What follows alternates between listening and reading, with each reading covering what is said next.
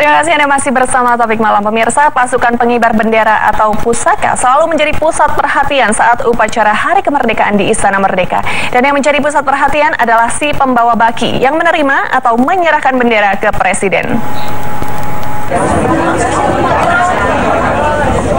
Inilah suasana di halaman belakang Istana Merdeka sesaat sebelum upacara detik-detik proklamasi dimulai. Rasa senang bercampur deg-degan. Mungkin itulah yang dirasakan oleh barisan pria dan wanita cakep dan gagah ini menuju detik-detik proklamasi di Istana Merdeka. Mereka adalah Paskibraka Tim Sadewa yang bertugas khusus pada upacara pengibaran bendera merah putih Senin 17 Agustus 2015. Dari 34 orang Paskibraka, hanya satu yang akan ditunjuk menjadi pembawa baki bendera pusaka Sang Merah Putih. Penunjukan pembawa baki adalah momen yang sangat mendebarkan bagi Paskibraka wanita. Pasalnya, penugasan tugas prestisius itu baru diumumkan pagi hari sebelum pengibaran bendera. Adalah Maria Felicia Gunawan, gadis manis kelahiran 23 Februari 1999 yang beruntung menjadi pembawa baki bendera Sang Merah Putih dalam upacara pengibaran bendera.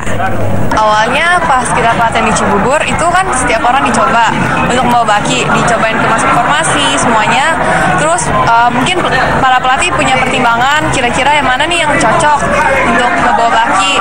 Terus udah jelang-jelang hari H itu udah mulai kelihatan biasanya teman-teman mana yang dapat tugas untuk bawa baki. Tapi baru hari H ini diumumin sih siapa petugasnya. Kalau dari saya itu seleksi di kabupaten, seleksi di provinsi, lalu ada seleksi lagi di nasional. Bentuk tesnya itu ada tes fisik, psikotes, wawancara, tes kesenian. Kalau buat saya yang paling berat jujur tes fisik, karena saya dulu kecilnya itu nggak gitu senang olahraga. Jadi saat di sini ada tes fisik kayak lari.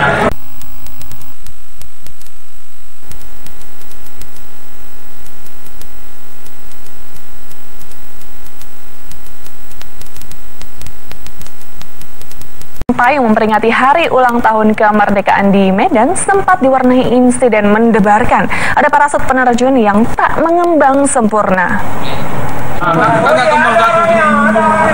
Ada orang yang kencang kali dia turun itu. Dalam rekaman video ini, parasut salah satu penerjun tak mengembang sempurna di wilayah udara kota Medan. Ini yang di atas ini pun bulit ini. Yang itu ya? Parasut terus meluncur menghujam bumi. Di atas ini kan bulit ini. Warga tak dapat memastikan apakah ada penerjun yang berada di parasut itu. Jadi ada tadi jatuh, tapi nggak tahu sih ada orangnya atau tidak. Yang pasti ada parasut yang nggak berkembang. Ternyata seorang perwira TNI yang memimpin evakuasi memastikan si penerjun dalam kondisi selamat. Si penerjun sudah melepaskan diri dari parasut utama, begitu menyadari parasutnya tak mengembang sempurna. Ia dapat mendarat dengan selamat setelah menggunakan parasut cadangan. Parasut utama langsung di cutter lepas. Ya itulah nanti yang kita cari. Jadi parasut utama yang lepas. Parasut utama yang lepas sama.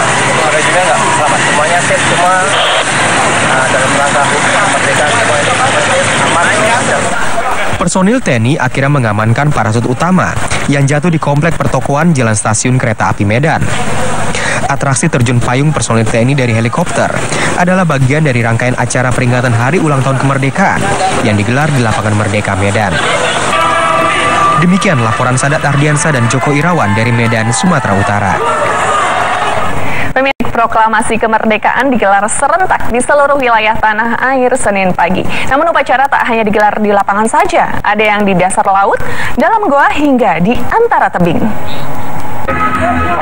Sebanyak 250 penyelam menggelar upacara detik-detik peringatan Hari Ulang Tahun Kemerdekaan RI ke-70 di lepas pantai Malalayang, Manado.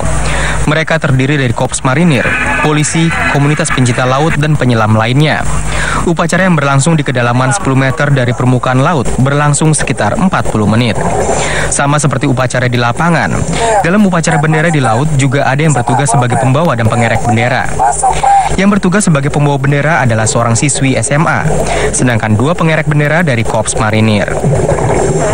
Sebelumnya sudah latihan atau gimana deh? Sebelumnya tadi pagi sudah latihan, tapi hanya sekarang. Berapa lama? Sekitar 15 menit. 15 menit. 15 menit latihan. Ada memang seorang driving atau? Iya. Bagaimana perasaan Anda untuk pertama kalinya menggelar bendera di bawah air? Tentunya bangga karena apa yang sudah kita miliki harus kita jaga dan lestarikan. Sedangkan di Tuban, Jawa Timur, warga desa Gowo Terus dan Ngaluhan, Kecamatan Montong, menggelar upacara peringatan kemerdekaan dalam Gua Asih.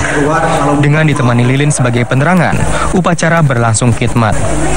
Upacara dalam gua merupakan inisiatif warga setempat. Mereka antusias dengan rencana pihak perhutani yang akan membuka kembali gua sebagai tempat wisata. 1 dekade lalu, pihak perhutani menutup gua ini lantaran menganggap konstruksi gua tidak terlalu kuat dan kandungan oksigennya tipis, sehingga dapat membahayakan wisatawan. Namun kini pihak perhutani sudah memiliki solusi guna mengatasi masalah tersebut. Di Medan, Sumatera Utara lain lagi. Warga Kelurahan Aur, Medan Maimun, menggelar upacara detik-detik proklamasi di Sungai Deli. Dalam upacara ini, tua muda turut serta tanpa peduli dinginnya air sungai. Menurut warga, pelaksanaan upacara di sungai untuk menunjukkan kemerdekaan adalah mahal harganya. Karena itu mereka ingin memperingati kemerdekaan dengan penuh pengorbanan. Meski demikian, warga juga memperhatikan keselamatan saat berada di sungai. Jika debit air sungai kian deras, pelaksanaan upacara akan dipindah ke atas jembatan. Di Bandung, Jawa Barat, ada komunitas yang menggelar upacara bendera di atas ranjang gantung di ketinggian 70 meter. Ranjang gantung ini dikaitkan di antara 3 tebing kawasan Gunung Hau pada Larang. Adalah gabungan komunitas Hamok yang menggelar upacara bendera yang tergolong ekstrim ini. Namun tidak ada tiang bendera dalam upacara. Sebagai gantinya, bendera merah putih dikibarkan dengan menggunakan drone. Maksudnya kita pengen merubah suasana di ketinggian aja. Yang biasanya kita ngibarin bendera di tebing-tebing yang besar. Nah sekarang kita pengen nyobain pasang hamuk dan itu dibebanin sama orangnya sendiri. Komunitas ini mengklaim upacara bendera seperti ini merupakan yang pertama kali mereka gelar. Demikian laporan tim liputan Topik. Upacara kemerdekaan berjalan lancar seperti di Ambon, sang gubernur yang ingin melaksanakan upacara di dasar laut